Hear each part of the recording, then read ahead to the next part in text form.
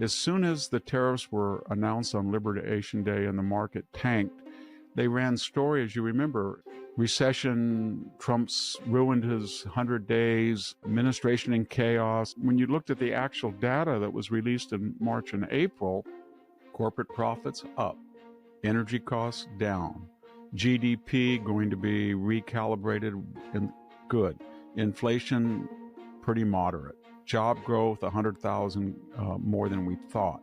So all the indicators were exactly opposite of what Wall Street was saying. So what was all that hysteria about? It was all about that 7% that was paranoid about their mega profits. Joining me today is Victor Davis Hanson, a classicist, military historian, senior fellow at the Hoover Institution, and author of 24 books, including most recently, The End of Everything. In this interview, we dive into the dimensions of what he describes as Trump's counterrevolution in the foreign policy space, from Canada to China to the Middle East to Ukraine and Russia. This is American Thought Leaders, and I'm Jan Jekielek. Victor Davis Hanson, so good to have you back on American Thought Leaders. Thank you for having me. Victor, kind of hot off the presses, Kash Patel had an interview with Maria Bartiromo yesterday on Sunday as we're filming right now. And he talked about a range of things, a range of really significant things, including moving out of the main FBI building here in Washington, D.C. But since we're going to be focusing on foreign policy today, I wanted to ask you about this also seemingly explosive information where he said that most of the terror suspects are actually coming through the northern border. And also, this kind of increased in movement in organized crime since the southern border has been sealed, whether it's the Chinese Communist Party, Iran, Mexican cartels. What's your take on that? Well, I think he's reflecting the reality that the northern border, which is the longest border in the world between two sovereign nations, is much more, it's naturally much more porous. There's not a river like the Rio Grande. There's not the Gulf that stops the border at about 2,000 miles in the case of Mexico.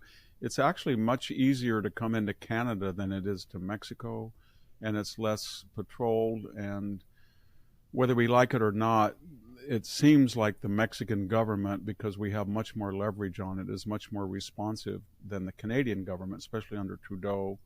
We'll see what Mr. Carney does. But there's been this tension with Canada, and maybe part of that tension is expressed in a less serious effort on their part to address this new surge of people that have ill intent toward the United States, saying the southern border, which was the traditional entry into the United States, is now closed and the northern border is still open.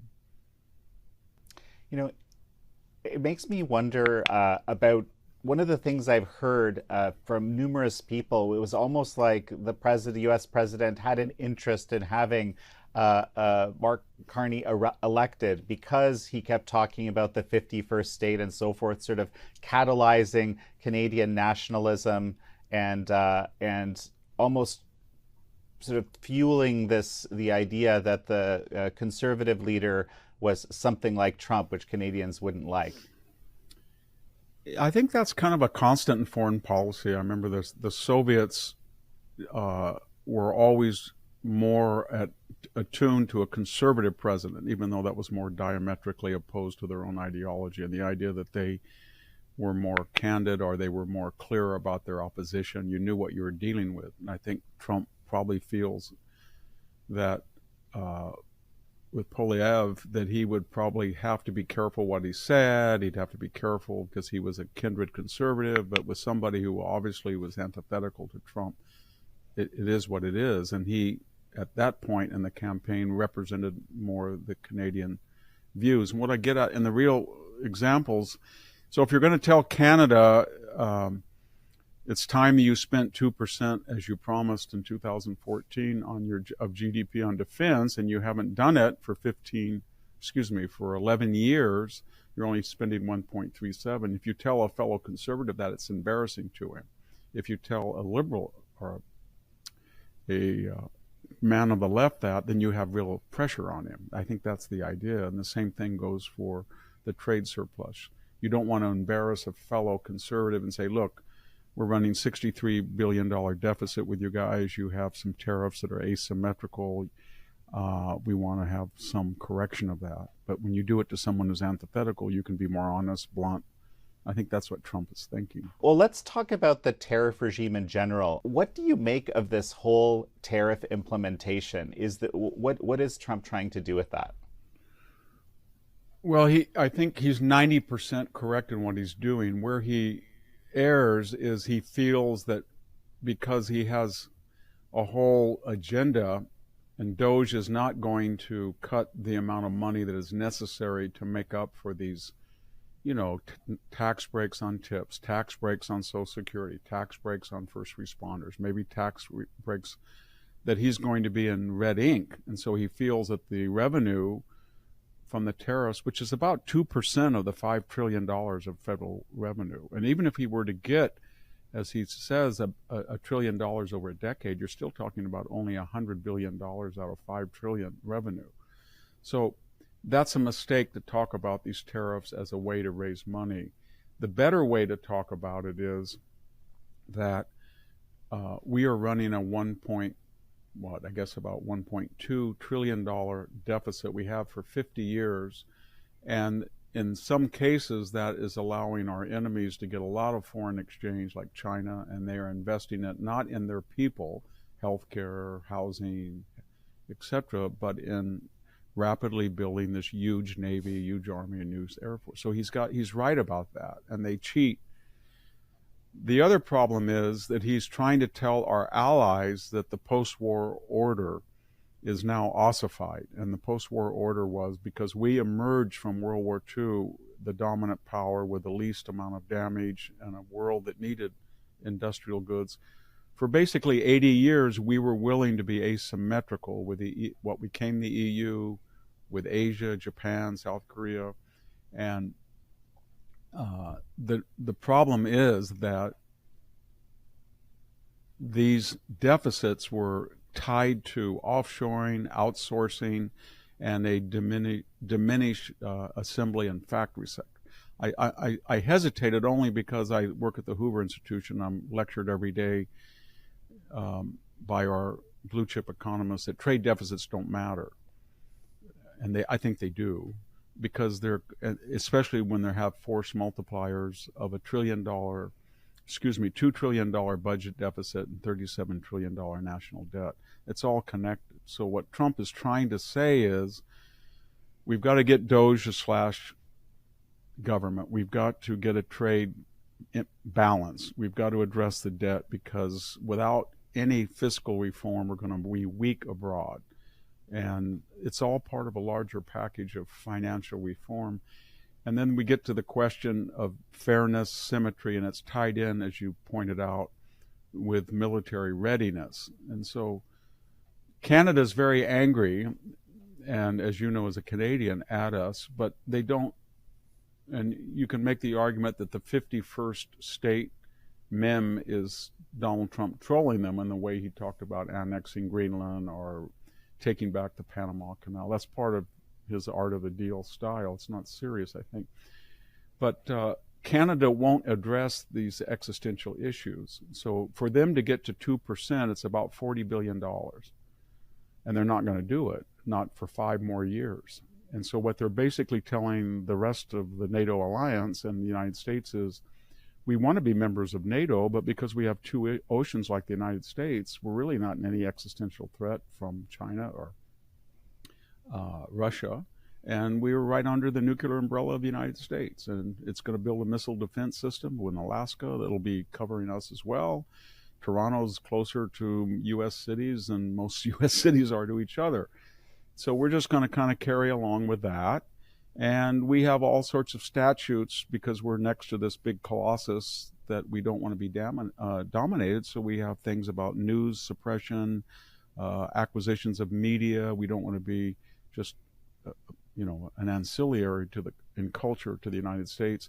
And we have these domestic products that we have to protect, eggs, poultry, and we went around up to 63 billion. And then the next thing is the Canadians tell us, and I'm not trying to be too harsh on your countrymen, but They say, well, we give you all this oil. 95% of our oil that we produce goes to you. And that's true. And we even give a discount. But when you look at the oil, it's very heavy, it's very sulfur laden, it's very far from your east and west ports to get it out. And so it's right across from the border to us. And so the Americans are saying, well, yeah, but we've got this big energy market and we're right next to you guys. So you don't need a lot of big very long pipelines or truck. How would you get it out anyway? And more importantly, we have all these refineries that, because we have some of the same stuff that specialize in heavy oil. If you were to try to truck it out or transport it out to your two ports and then send it on the world market, you wouldn't be as successful. This is a great deal for you. And so all of these issues were predicated on the idea of past administrations. This is Canada. This is our friend. This is our ally. We don't, just like Britain or Australia, we just don't talk about these things. Trump comes in and says, that was then, this is now. We're 37 trillion in debt. We're sliding as a world power in the estimation of our enemies. China's on the right. We've got to make some corrections, and those corrections are very painful for everybody involved.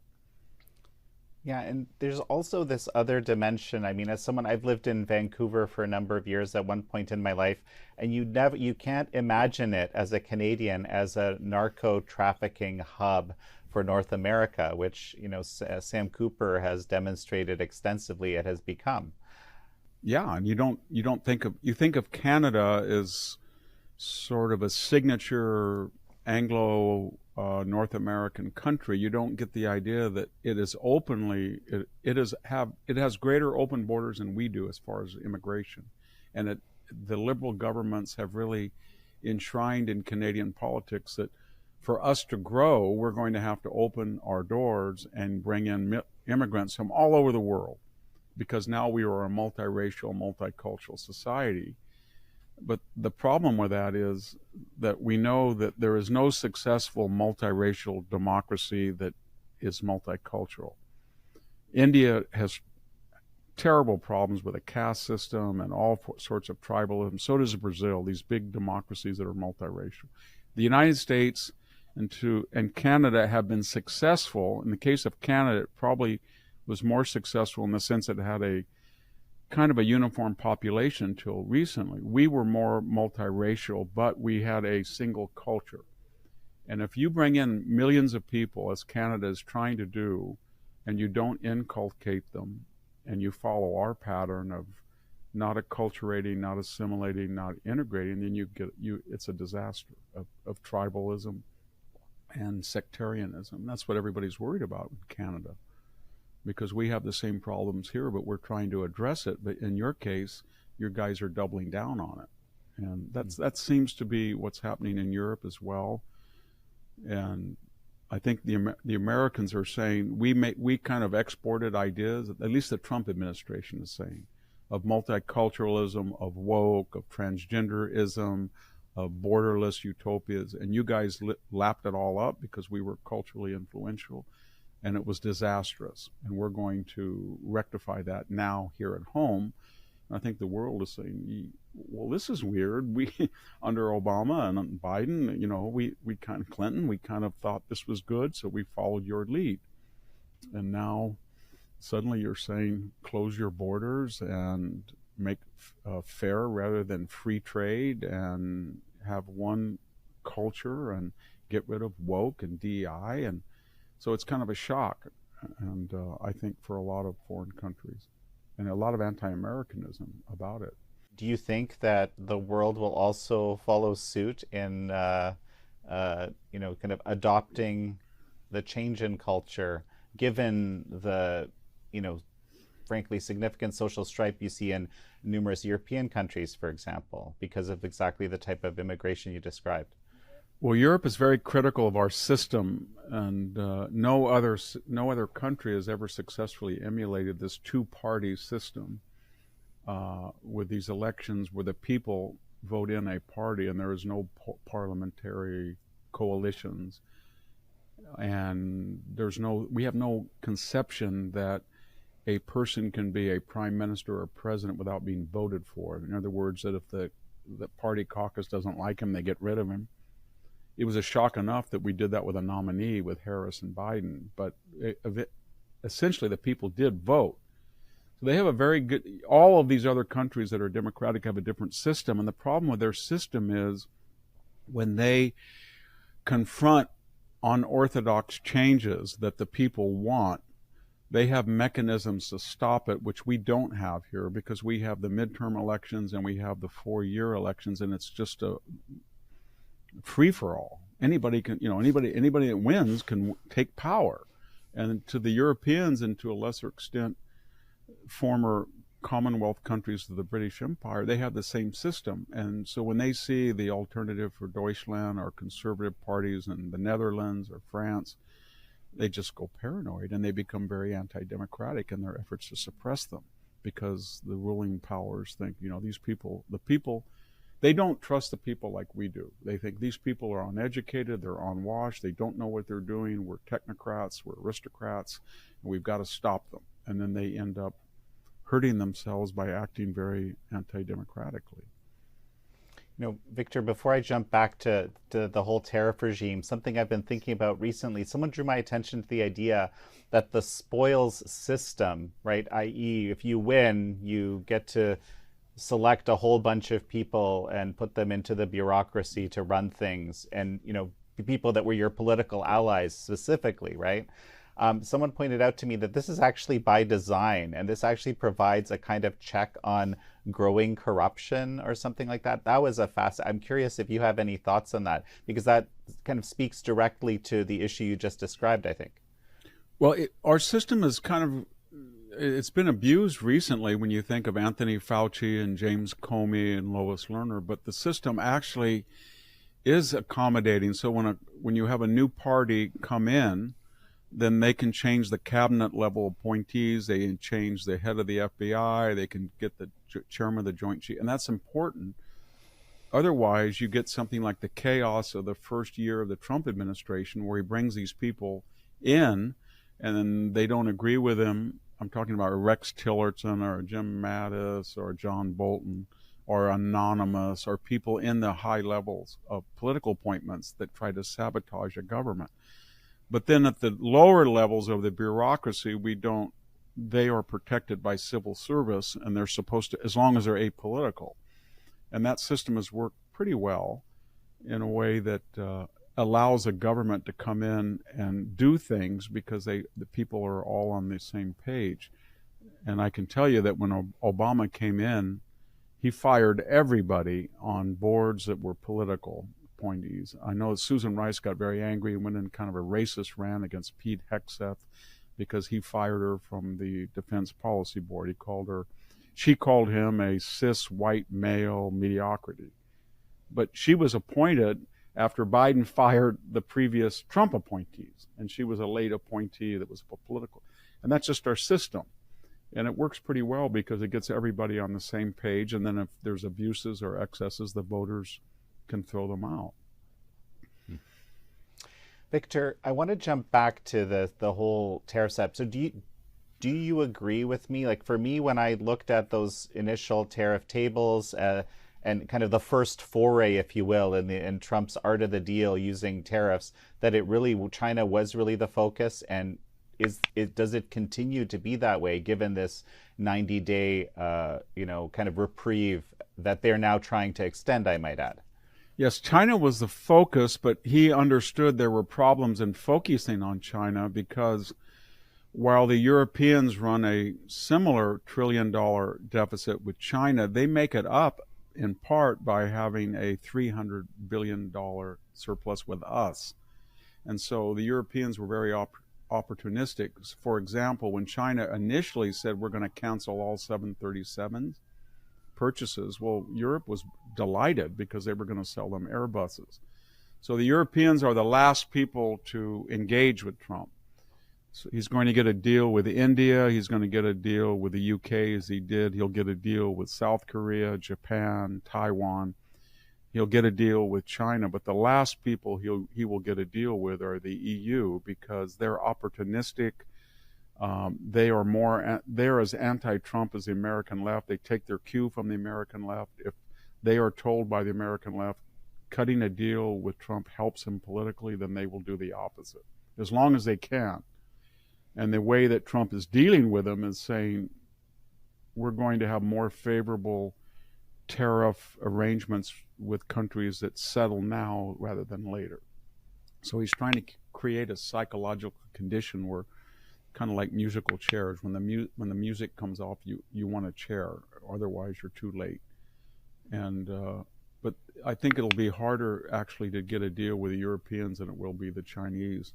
And the problem with the Chinese is that not just that the Americans are hooked on cheap stuff coming from China, and it was very weird to hear the Democrats say there won't be enough Walmart stuff for people, because they're very critical of consumerism in general, and they were very critical, of course, at least at one time, of no tariff Chinese dumping that took away American fabrication and assembly. But there's other issues involved, and they are patent and copyright violations, monetary manipulation, dumping product, technological theft. 300,000 students in the United States, maybe 1 or 2, 3 or 4,000, actively engaged in espionage. Stanford Review just had a big story where I work that students are actively engaged in Chinese espionage. So how you address all of that at a time when China is becoming militarily closer to be, it's not yet achieved it, but it's going to aim to achieve military parity with the United States within 5 to 10 years. And it's bellicose, and we depend on it. It depends on us more. We found that out when they kind of caved. But it's a very tricky thing to do. The other thing about it, very quickly, is this is all so political. The Wall Street Journal was probably the worst offender. As soon as the tariffs were announced on Liberation Day and the market tanked, they ran stories, you remember, in the news and the op-eds. Recession, Trump's ruined his 100 days, administration in chaos, administration in free fall, tourism down. And then when you looked at the actual data that was released in March and April, corporate profits up, energy costs down, GDP going to be recalibrated and good, inflation pretty moderate, 2.3 I think in April, job growth 100,000 more than we thought. So all the indicators were exactly opposite of what Wall Street was saying. And then when you looked at what Wall Street had been telling us, whether it was Jason Furman under the Obama administration or Warren Buffett, they were saying the chief peril is debt. Debt, debt, debt, trade deficits, budget deficits, national debt. And here was the first president that was talking about that. And then they would say, well, you know, there's also uncertainty in the markets because of the Middle East and the oil and the war and Ukraine. And then this was the first president was trying to get a ceasefire in Ukraine. So all the evidence belied the animus. And then you said to yourself, well, why are they doing this? Well, they were doing it because they can't stand him for one reason, but the other is 7% of Americans own 93% of the market capitalization, not the number of stocks, but the value. And 50% have 1% of market capitalization.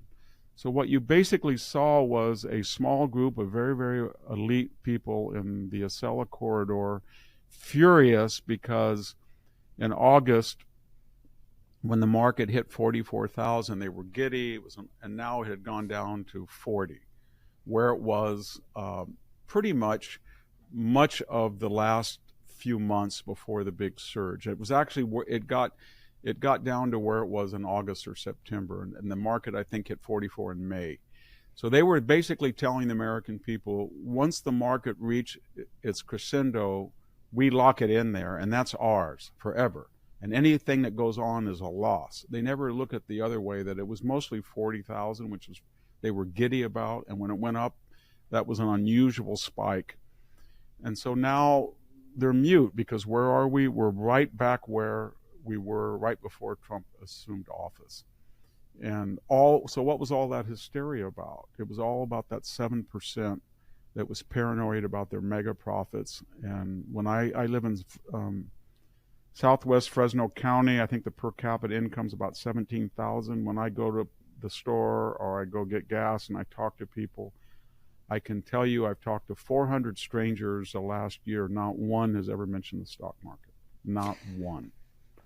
They don't own one iota of stock, and if they have some in their retirement plan, they have no idea how much it is, but it's not much.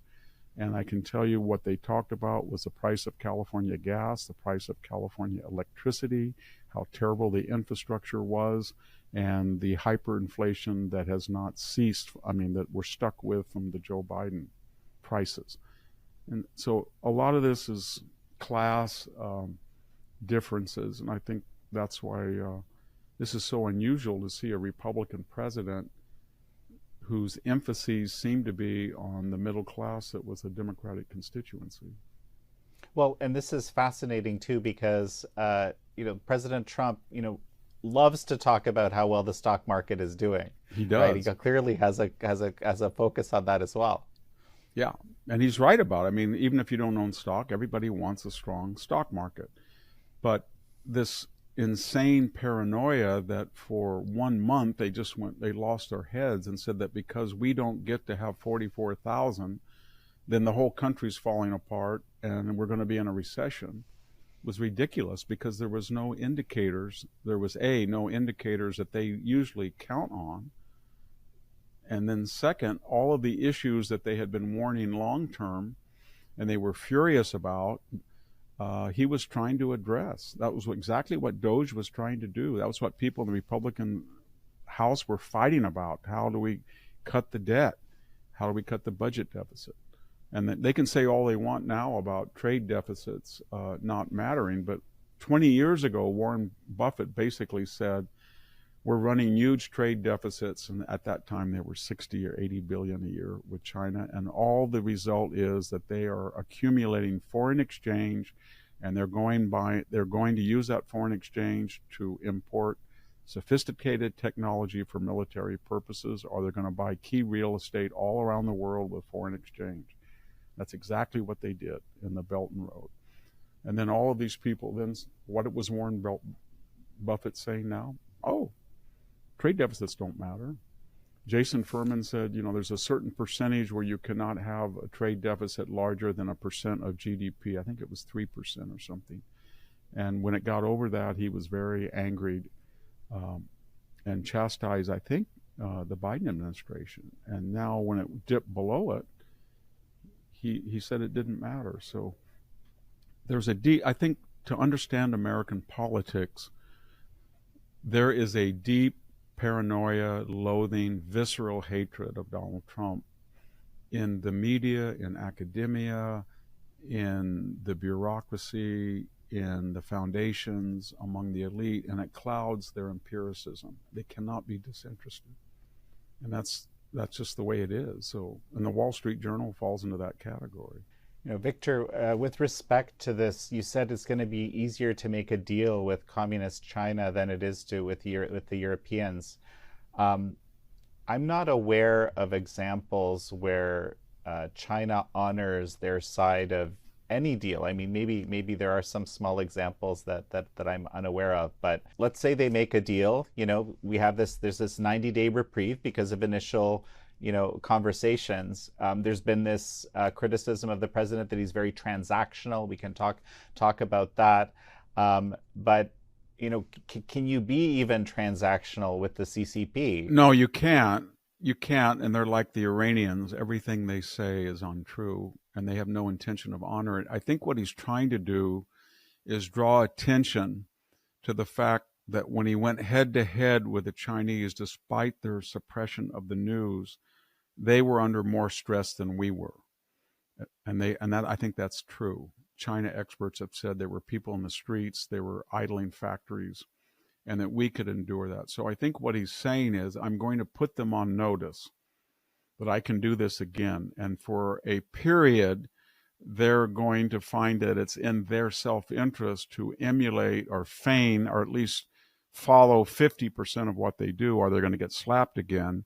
And that is going to give us a window. and we have to seize the moment. And in that window, I'm going to tour the world and get $10 trillion of foreign investment. And we're going to make our own pharmaceuticals. We're going to make we're not going to outsource technology. We're going to do the AI, the biotech, genetic. We're going to do it all here.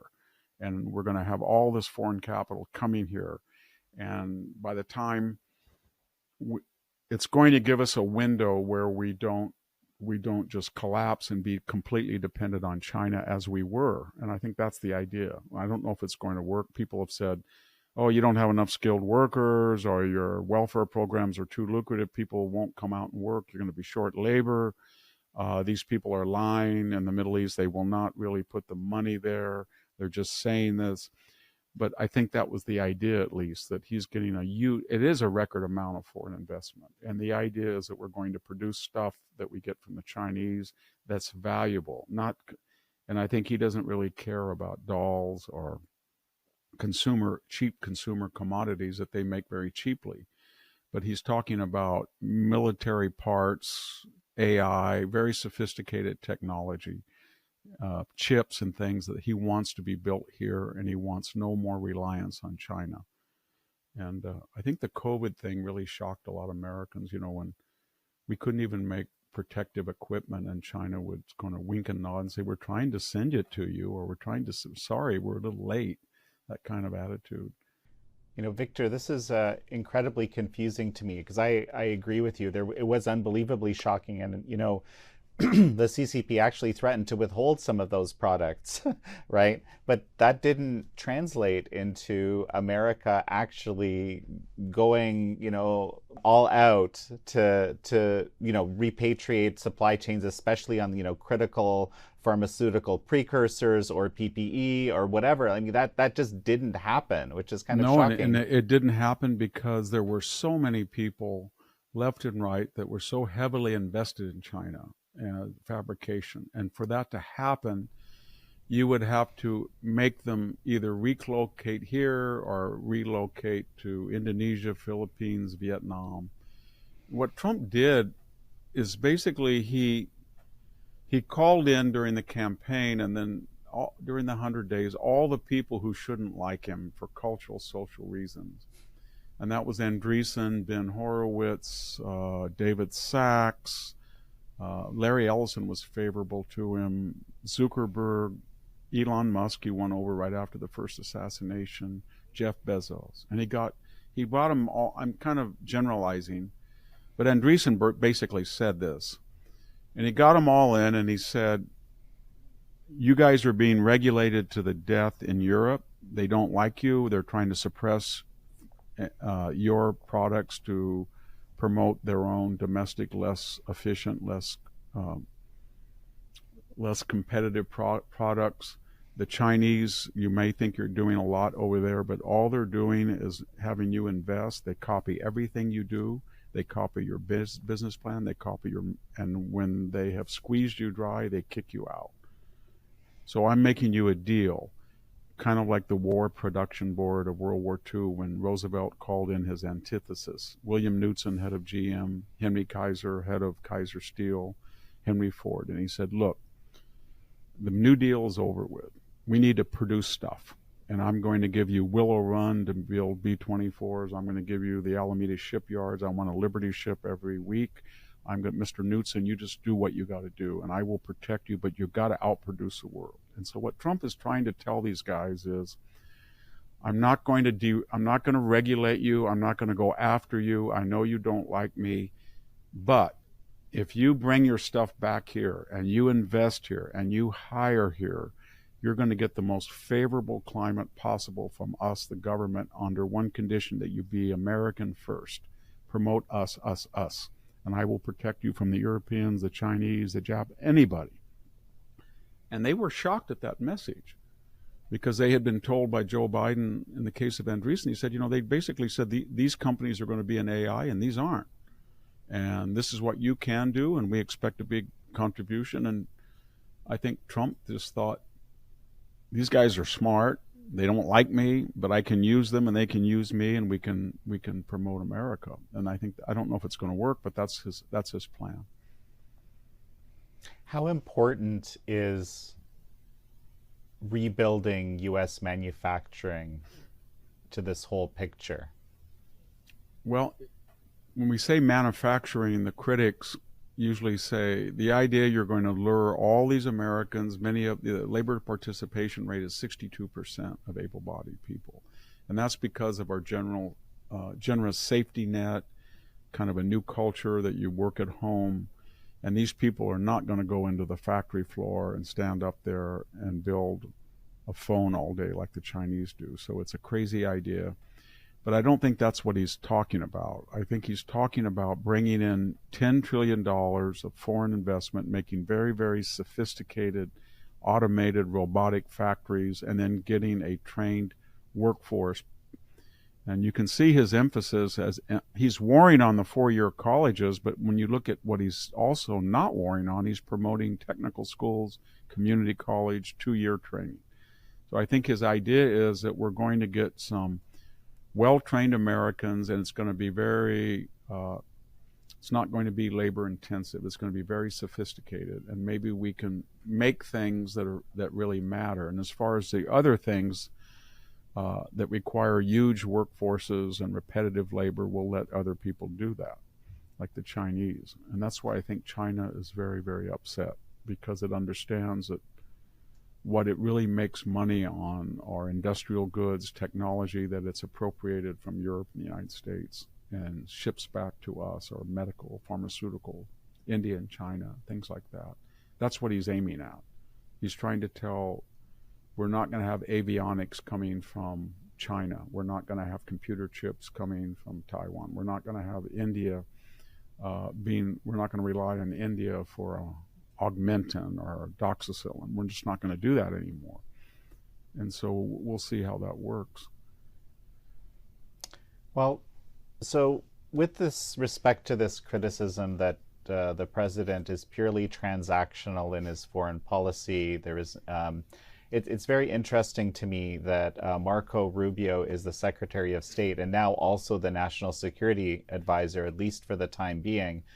And I can think of few people, I can probably count them on my hand, who are as aware or were in the U.S. Congress of the Chinese Communist Party threat, and as supportive of, for example, Chinese dissidents of a variety of sorts. So it's very interesting that he has this, now dual top position. It seems to me that there's something more happening here than pure transaction. I'm curious what your thoughts are. There is, and he tried to, I think he tried to elaborate, or he's trying to elaborate on the criticism that Trump got for his mercantilism in the Gulf. And he's trying to say in his interviews, he's trying to say that we're realists, but we're not, and we are idealists, and the two are not antithetical. And what he's reacting to is, he feels in the George W. Bush administration, in the 8 years of the Obama administration, in the 4 years of the Biden administration, we put human rights and idealism in a Wilsonian sense. And we didn't understand local customs traditions, and we tried to imprint that, sometimes muscularly in Afghanistan and Iraq, sometimes by promoting, as we saw with USAID, transgenderism, gay marriage, all of these cultural menus and traditional in places like Pakistan or the Gulf. And it didn't work. And all it did was open those countries to mercantile arguments from China and illiberal regimes. So this new nexus of North Korea, Iran, Russia, and China capitalized on the anger of our own cultural imperialism. And at the same time, our interventionism to nation build was an utter failure. So you got this Orwellian situation in Afghanistan where the world was watching this huge military that had built a $300 million retrofitted Bagram, $1 billion embassy, and it was fleeing from a bunch of terrorists, and it was leaving behind $50 billion in munitions. But it had a pride flag on the embassy. There were George Floyd murals around Kabul. They had an $80 million gender studies program. And so what he was saying is that that is a form of cultural imperialism. Not that there's not universal ideas that transcend culture about freedom and human rights. He's not questioning that, Rubio, but he's saying that if you go into a country that you don't really understand and you start dictating to it, and you think that it has to mirror image us, there is a good chance that that country will choose our enemies, and it will be worse off for that country and us. And one of the locus classicus examples would be Joe Biden. So when he came into office, and we had Mr. Khashoggi, who was dismembered by the Saudi secret services in a foreign embassy, and he was a virulent critic of the Saudi royal family. So everybody was furious, and they should have been furious. But then Joe Biden was asked, and he was very derogatory. He said, "These people, I'm not going to go there. They're tyrannical. They're not friends of the United States." And he had some good points. I mean, 9/11 and their role in it and stuff. But the net result was twofold. They started looking and cutting deals with Russia and China, as did Iran, and I think that was inevitable. But Russia and China and North Korea and Iran had this nexus, and they were starting to deal with illicit oil sales to India, to Turkey, and everything. So what he was saying is, Rubio would say of that, I think, what was the end result of that? But to drive people that had been pro-American and had benefited by slow osmosis to liberalize their societies. And I think even the worst critic of Saudi Arabia, Kuwait, or Bahrain, or the Emirates will say they are more liberal societies now than they were 40 years ago. And that's largely due to Western investment and Western influence. And then he was saying the second half of it, and you're hypocritical too. So you blast the Saudis and say that they're primeval, as Biden did, and you're not going to visit. And then you come up to the midterms, and they've cut back on oil production. And suddenly gas is $4 a gallon. And people are angry, and you're draining the petroleum reserve at 1 million barrels a day to save your party in the midterm. So then you go over there on all fours, and you beg the Saudi royal family to pump oil right before the midterm and not to be so close to China. And they said, "See ya, wouldn't want to be you." And yet they insulted him. And so it didn't work either way. And so I think what they're saying is we take the world as it is, and we're trying to get 51% of the deal, that we're not going to try, we're not going to be, the good isn't going to be the enemy of being perfect. We don't have to be perfect to be good. We're just trying to make sure that these countries that don't agree with our cultural and social values and our humanitarianism, they don't end up in the other orbit of the dark countries, kind of like the Cold War. So we've supported a lot of dictatorships. We said Spain and Portugal and Greece are dictatorships, but they're better than a communist dictatorship. And they will evolve, and a communist dictatorship will never evolve. So I think that's our idea. If Saudi Arabia is run by the Chinese, they'll never evolve. But if it has good relations with us and it's profitable, maybe by osmosis it will. And that's what got people so angry. This week, I think Rich Lowry and Elliot Abrams and others have been critical. I think in terms of communication and the narrative, the administration, when they wrote that speech for Trump, rather than blasting the previous administrations while you're overseas, which they are very sensitive about, they say don't do that, but that's what they did. When you blast, you go nation building in Iraq and Afghanistan, that was a subtext. They might have added a line or two that they meant well, but the results are the opposite of what they achieved, because Afghanistan may have been a better situation under a king or even in transition than under the Taliban or something like that. They could have thrown a bone, or they could have said, it doesn't mean we're not interested in human rights. The final thing in this is, very quickly, Trump is staging a counter-revolution, and it's two-pronged. One of them is to have a foreign policy that's closer to Israel, stops the Iran bomb, controls China, etc., etc. Jawbones Europe to be more accommodating to different views. But the other, and the more controversial counter-revolution, is they say to themselves, where is the source of power that gave us the open borders and this lunacy of 12 million illegal aliens, including 500,000 criminals? Where is the policy that allowed fentanyl to come in? Where is the policy that allowed our alliances to be asymmetrical? Where did all these come from? Where's boys, biological males and female sports? Where did this DEI come? Where did ESG come? And they came up with an answer. And they said it's endemic and institutional. And part of it is the high levels of the government with USAID, that is these NGOs.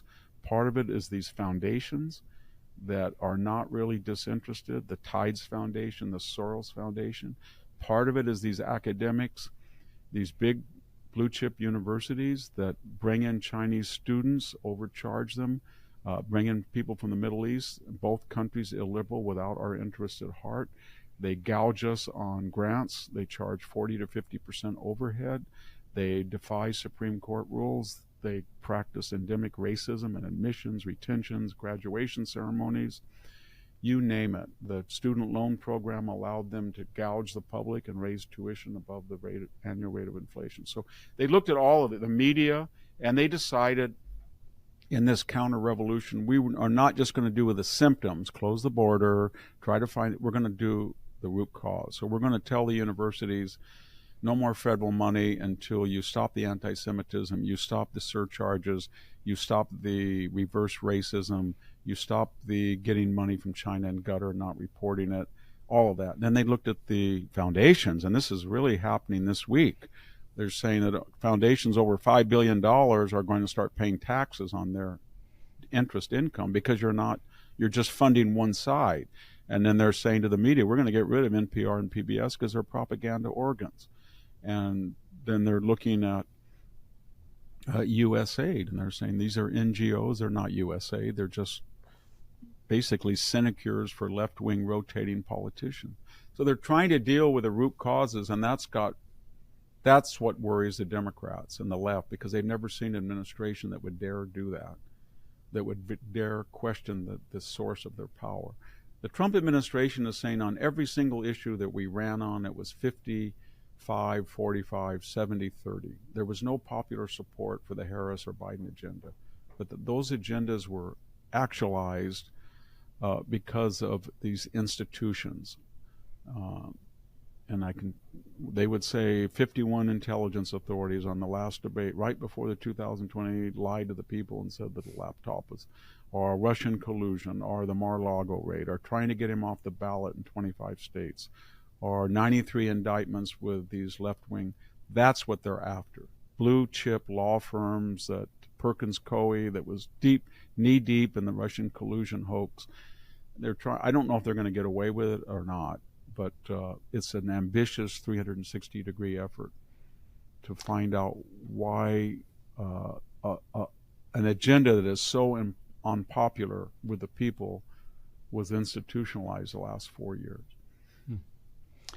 Victor, you mentioned, this foreign money in the universities. You specifically mentioned Qatari money.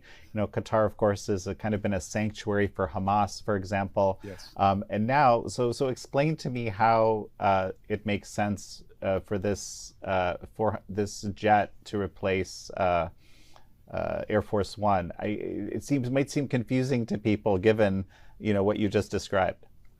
It's a very complex story, and I don't think it's quite what everybody thinks. So they have the latest model of 747, 2 of them, they had them, and they decked them out as if they were the Titanic. They were beautiful inside. But they were built in 2013, so they're 12 years old, and they're very costly to run because they don't make them anymore.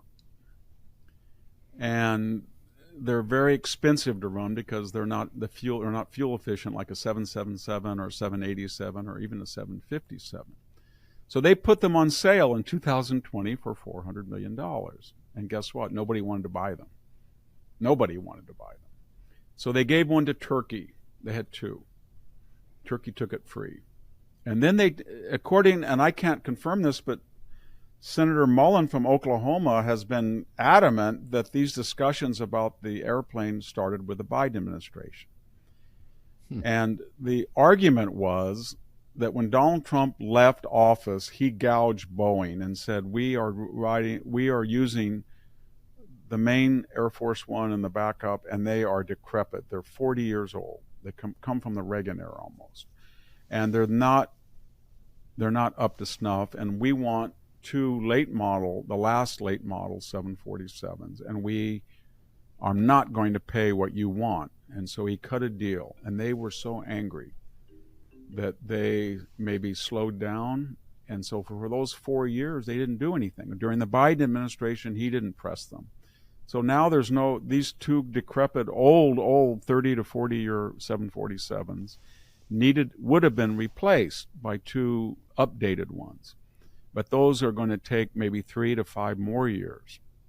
So the idea was Qatar wanted to unload one of these, which had no market value.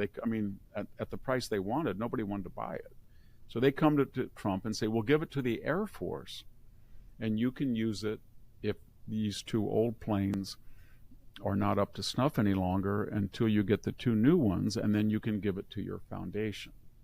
And everybody got angry. And Trump said, well, it's kind of like the Reagan deal after he left office, the Air Force One that had been used by him and George H.W. Bush, they gave it to it was inoperable. It's still there at the Reagan. But people said, no, it'll be running. And that was the key difference. It'll be running. So you're going to use it for your own personal use. Well, he has a 757 at his disposal. And so we're to believe that when he leaves in 4 years, the Air Force is going to give it to his foundation. And he is going to fly around the United States with this huge airplane that has a refueling. It'll be upgraded with another $1 billion or $500 million, so it can refuel. It'll have rockets. It'll have armor. It'll have all the sophisticated things that he doesn't need as a private citizen. It'll need 3 or 4 pilots. It will have to have hard to get parts. It will be twice as expensive to run as his inefficient big 757. And we're to believe that that's going to really help him and he's going to ride all over the world. I don't think so. So I think he went there and he wanted to get a lot of investment with Qatar, and they wanted to get rid of this plane and they couldn't sell it. And they looked around and they had talked to Biden, and they thought, well, Biden talked to us about it and considered it, so we'll just give it to you. And then Trump thought, as he said, Sam Snead, somebody said, you don't have to make the putt, you just get an auto. He just thought, I'm not going to insult them. And we have to find a way out where it's a gift to the Air Force. And so where he erred is he should have said, this plane is a beautiful plane, but we're going to have to consider it because we're going to have to spend a lot of money to make it like the antiquated 747s that we have now. It has to have a lot of modifications. The Air Force will do that. And I don't know whether it will be ready by the time the two come on, the new ones do, in the last year of his presidency. But we'll do it as a backup. And when it's over, I think it'll be a good thing for the Trump Foundation Library to put it out in the entryway or on the lawn somewhere, or put a hanger over it. And it's so big and luxurious, it'll be a nice tourist. And he could have done that easily. And I think that's what he's going to do. But I think once people started criticizing him, he doubled down. And he basically said, I'm not going to insult my host, and what were the Qataris doing? They were doing exactly what they did when they built a $1 billion base. People forget that. They look right across, they're terrified of the Iranians, and they're terrified of the Saudis and the Emirates and they're right in between, and they play both sides. So they thought, we don't trust the Iranians, but we can make money and be safe if we cut a deal with Iran to be their megaphone, and Hamas won't attack us if we let them stay here. But then the Saudis and everybody hate us for that because these groups are trying to overthrow them. So we're going to build a $1 billion base, and I've seen it before.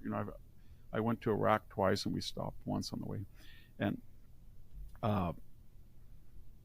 it's huge.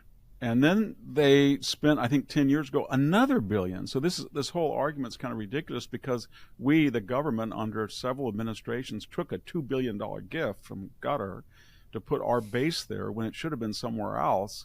And it protects Qatar from our friends and our enemies, both of whom really hate it. But they're not going to touch it because it's the biggest base in the Middle East, and it's the most sophisticated. It's the nicest.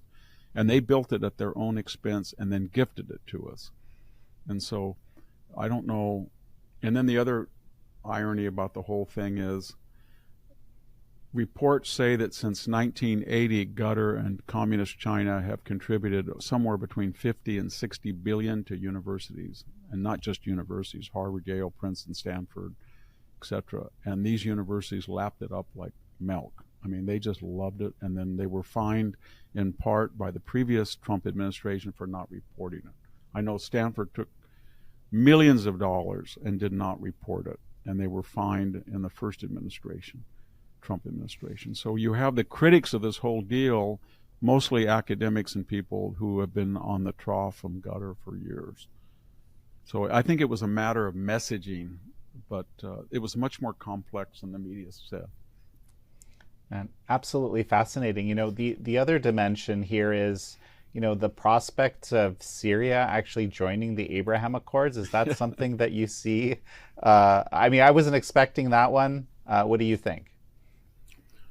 Well, I think what happened is that area had been so anti-American, and the Alawites were this kind of weird quasi-Shia religion that was not representative of 80% of the population, and it had done such damage in the area as the transit point for Iran to disperse a lot of its subsidies and munitions to Hezbollah and the Houthis and Hamas, etc., that when it fell, in that vacuum, there was a lot of people that took up the vacuum, and they were not always hostile to the United States. So the Kurds came in and created an enclave. Then the Turks, to stop them, came in and created a border enclave. And then the Israelis came in and said, to protect the Druze, we're going to carve out a little border section.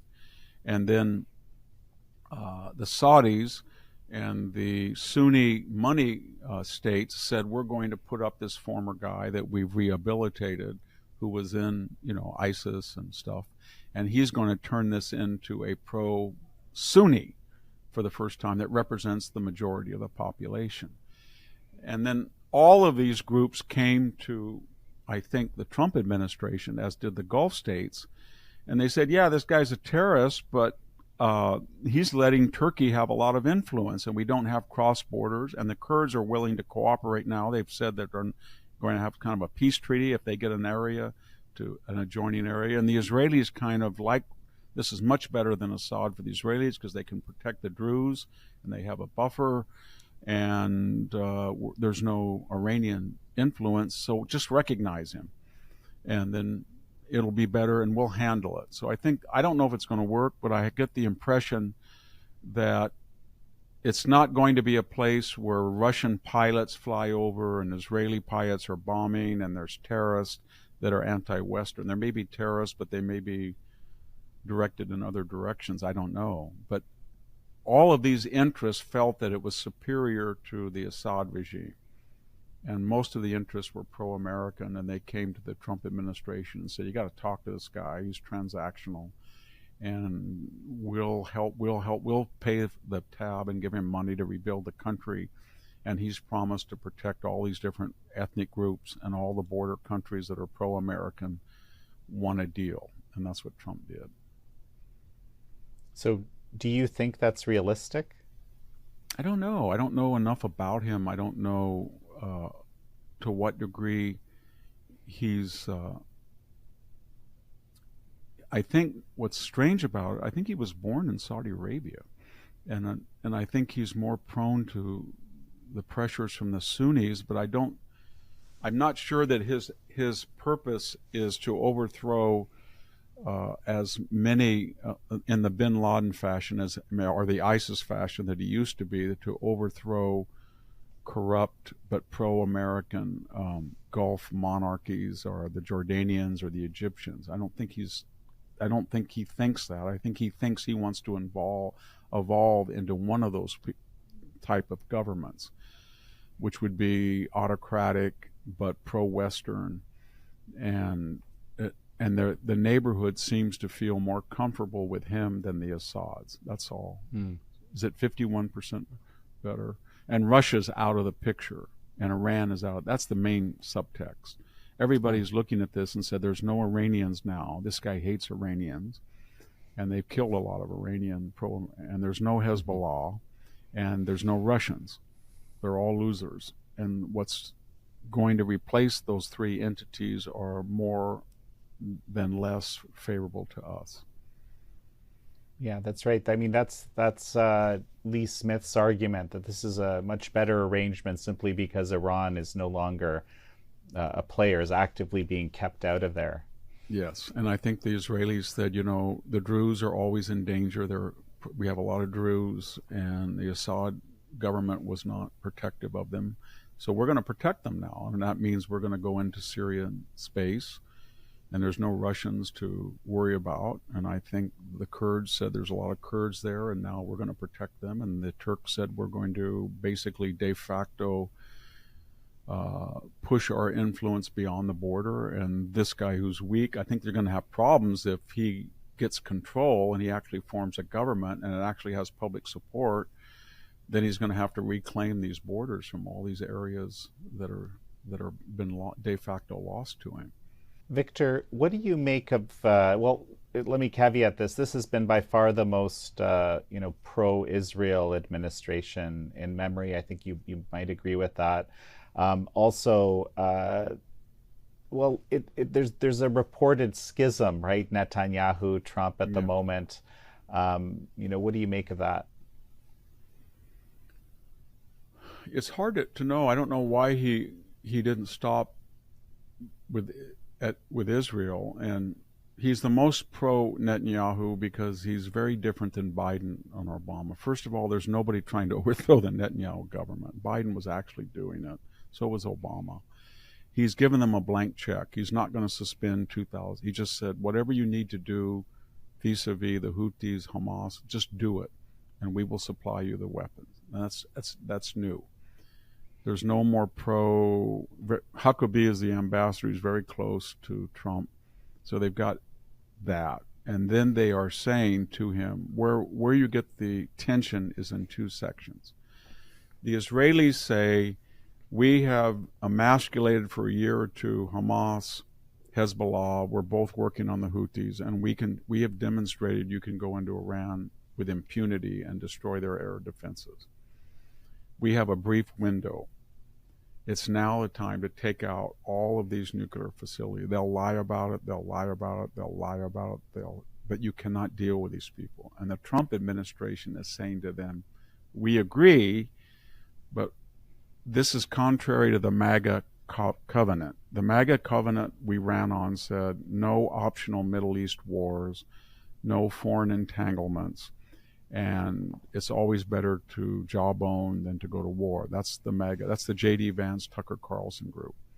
So what Trump is trying to thread the needle. So he's saying to Israel, let's just get 6 or 7 months of negotiation. And the Israelis are saying it's a waste of time. They'll not honor it. They'll never give up this thing. And he said, well, then if they won't give up, we'll negotiate to the point where they have to shut up or put up. And if you're right, and that just yesterday they said they're never going to get, then we have a case to be made to our MAGA base. We can say, do you want a nuclear weapon with these people? They're going to threaten Europe. They're going to threaten Israel. They'll eventually threaten us. And they're close with the Russians and Chinese, and they're vulnerable now. And we tried to have peace with them, and we tried to have negotiations with them, and they shut the door. So I think that's what the Trump administration is saying, that we have to go through the motions. You may be right, and the Israelis say it's a waste of time. And I think sometime in the late summer or fall, they're going to conclude that you can't deal with the Iranians. But they made the effort, and that was good public relations. And either we or the Israelis or both are going to take them out. I think that's what will happen. And that's going to be very controversial because Trump is, as we said, a transactional diplomat, and he does not want disruption in the Middle East. He does not want the price of oil to go high. He does not want increased terrorism. The Iranians have tried to kill him in the past. We have an open border, as we discussed, with Canada. And he thinks, you know what? I can deal with these people. I killed Soleimani. Everybody knew that he was a terrorist. He was responsible for thousands of American deaths during the Iraq War. And Obama didn't do anything. Even George W. Bush was afraid to get rid of him. I got rid of him. And then the Iranians wanted to retaliate and save face. And I said to them, if you could touch one American in Iraq when you retaliate, we're going to take out. And he said he gave them a list. Here's your harbors, here's your military. So then the Iranians said, well, we'll notify you in advance. Just keep everybody in your base. And that's what happened. And there's critics of Trump said, well, some Americans had some shell shock. But basically, we knew the missiles were coming. We stayed in the base. And then Iran lied and told their people that they sent a barrage into Iraq to make the Yankee imperialists pay for what they did. And that's how Trump is transactional. And there was no war, but the main point was he got rid of Soleimani without having a war. Mm-hmm. I think that's how he operates. But I don't think that is a solution. He did it with North Korea as well, and then Biden kind of let up on them. But I just think in the case, if you are on record as Rubio and even Vance and Trump are, that they cannot enrich to 90%, and they keep enriching, then there's no other solution. And it's a very tricky operation. Trump, I think the administration is also not convinced that they don't have bombs, and they are at other facilities that have either just recently been discovered or that there's other ones that haven't been discovered. That they keep talking about all of the places that we know about, but given what we know of the theocracy, there's probably a lot of places where they've enriched, and they may have 2 or 3 bombs. And that is also something they're very worried about, that they could send it into Israel. And everybody says, well, Iron Dome will knock them down. Well, the other day that Houthis sent one in, and it almost hit the airport in Tel Aviv. And if that had been an Iranian missile, they sent, I think, 500 total missiles in those 2 separate attacks. And everybody said they knocked down 95% of them, but there were about 7 or 8 missiles that got through. And if one had been nuclear, it would have been catastrophic. So there's a lot of reasons to be very careful, is what I'm saying. Victor, this has been a fantastic conversation. I want to finish up with 2 things. One is just a quick comment. How valuable is Israel to the U.S. in its position in the Middle East? That's one. And then I want to just talk a little bit about the MAGA covenant in Ukraine, Russia. Very quickly, it's very valuable. It's very valuable for a variety of reasons. It is the most technologically sophisticated country in the world per capita. And so we have a wonderful partnership with military technology with them, with intelligence with them. And it is everything that you would want in an ally in this sense. It is democratic, it is pro-American, it is sophisticated, and it's surrounded by 500 million people who at various times have all been enemies of the United States, and we have a tenuous relation with the Arab Muslim world. The left-wing argument that it is a colonial power that puts us at odds, that's also the Pentagon, I think, attitude, at least the former Pentagon, I think is false. The Jewish people have been there longer than anybody, and when you talk about the one issue that people criticize the American relationship, it's the Palestinians. We don't talk about the 1 million Jews that were ethnically cleansed after the 48, 56, and 67 wars from Baghdad, from Cairo, from Amman, etc. We don't talk about probably somewhere around 150 to 250,000 Cypriots that were ethnically cleansed in 1973. Thousands were killed by the Turks. They are unlawfully occupying the northern part of Cyprus and Nicosia. No one talks about them. They're not recognized by any country in the world. I've never heard anybody talk at Colombia about the illegal. Nobody talks about the 13 million Germans that at the same time the Palestinian question arose, they walked back from areas, not just from Poland, but from places in Pomerania and East Prussia. 2 million died. I don't know that anybody in their right mind would say a German today should jiggle the keys and say my house in Danzig was lost and it was German for 1,000 years and it's not called Gdansk and I want to go back. That's what Palestinians do. I don't think there's anybody who cares about it's sad, the 500,000 Volga Germans that were ethnically cleansed by Stalin. So why is this one particular issue, as important as it is, so exceptional? And all of the human rights people don't give a blank about any of these other groups. And I think some of it's anti-Semitism, some of it's the oil-producing power of the Middle East, some of it is the fear of Islam and radical Islamic terrorism. So that is the issue that that people used. That's the only issue that I know that people use to question the relationship that we have with Israel. But Israel has been our closest ally, and the final thing is the criticism of Israel is different today, and it's much more serious than it was 50 years ago. 50 years ago, it was from the paleo right, and so the Pat Buchanan people, they would say, oh, they're going to get us in a war, or these people are too aggressive, the old anti-Semitism, some of them. Today, it's much more insidious because it comes from the left. It just doesn't just come from the left. It comes from the Middle East students in European universities and here, and it comes, to be honest, from our DEI.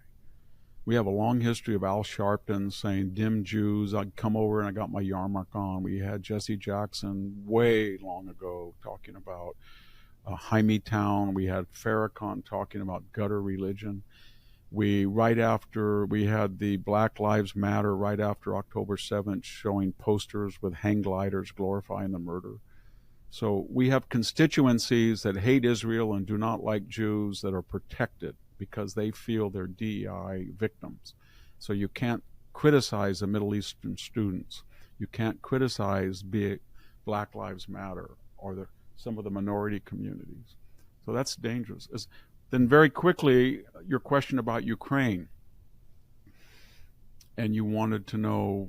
Well, the question is this. I think part of the MAGA covenant, if I'm reading how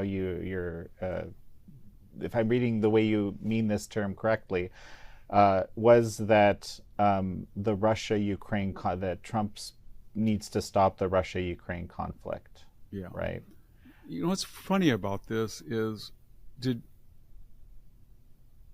in the last 4 administrations, Putin left his borders, as we all know. He went into Georgia and Ossetia under George Bush when he was bleeding in Iraq and lame duck.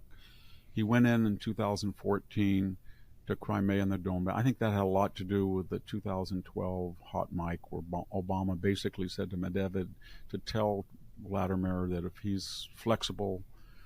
if he'll be flexible and not cause trouble, then I'll be flexible on missile. We dismantled, as you know, missile defense in the Czech Republic and Poland. And then he was flexible during Obama's, as he said, flexible during my last election. As soon as Obama was elected, a year and a half later, he went in. Then he went in Biden. And why did he go in Biden? I think it was Afghanistan, the humiliation, and then Biden said stupid things like, if it's a minor invasion, I might not react the same way. He put a hold on offensive weapons as soon as he came in. So the point I'm making is Putin always looks to recapture the Soviet Union's borders if he senses weakness in the West. But he didn't with Trump. because he felt that what Trump had done, getting rid of Soleimani or Baghdadi or destroying his Wagner group, and he was unpredictable and dangerous.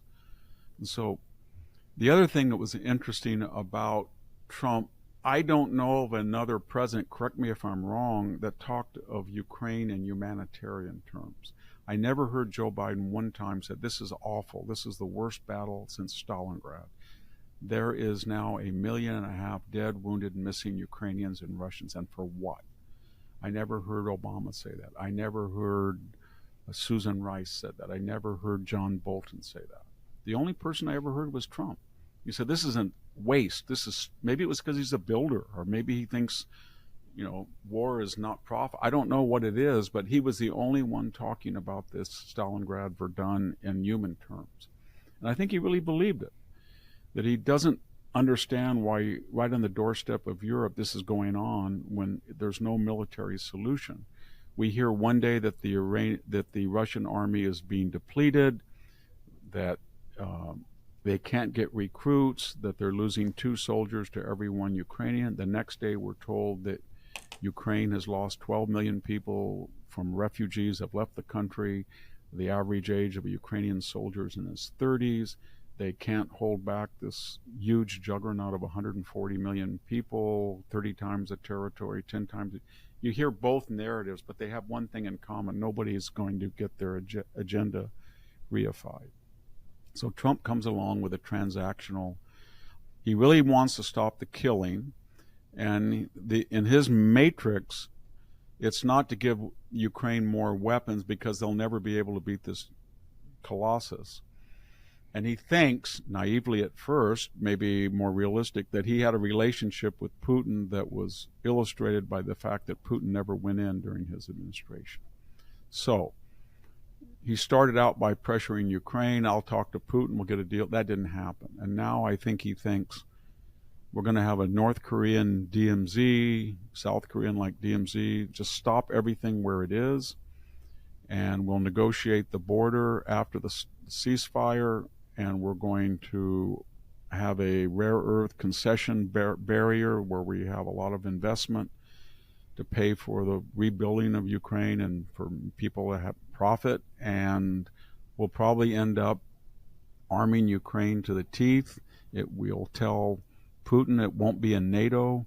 You invaded, maybe you can go back and tell the Russian people you lost 1 million Russians because you wanted to ensure that, or maybe you can say that, well, they would have taken Crimea and Donbass and now they agree that they're Russian forever, or you got 40 miles or 50 miles beyond the border. You can say all that, and we can tell Ukraine, you were heroic, you saved your country, you lost 10% of it, 15%, but you're kind of like Finland in 1940. You stopped the Finns stopped them for 4 months, and then they gave 10% of their country, and they ended up autonomous but neutral. And you can maybe join the EU, but you're not going to join NATO. And I think that's, everybody knows that's the deal.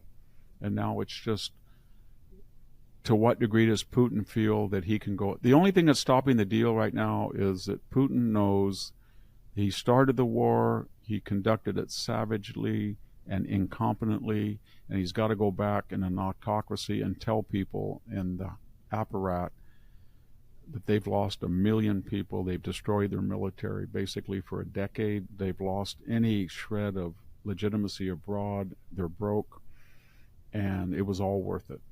And here's what I got. And so what he's trying to do right now is get more so he can go back and say, this is what I got. And we're saying no more. And Ukraine is living with that now. Ukraine is basically saying, stop it right now. We're the heroes. We lost something. And fortify this DMZ, fortify us, and they won't do it again. And that's not a good solution, but it all depends on Putin.